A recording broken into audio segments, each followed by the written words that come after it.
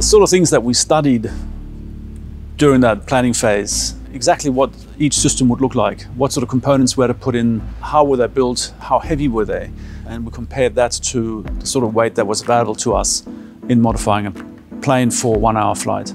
We considered effectively 4 power paths. Now these power paths were a combination of about 10 or so systems. We considered the power plant, which might be a fuel cell or a turbofan engine or a turbo generator engine.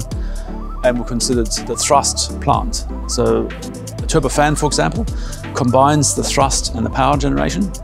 But in the case of electrified systems, you have the power plant as a separate element from the thrust.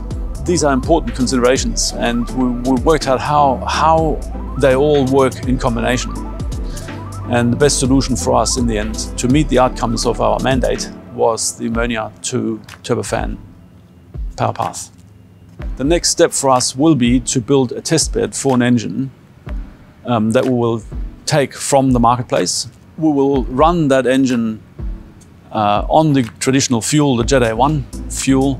The next step after that will be to run the engine on the ammonia fuel, measure its performance and compare that to the baseline performance of the engine with Jet A1 fuel.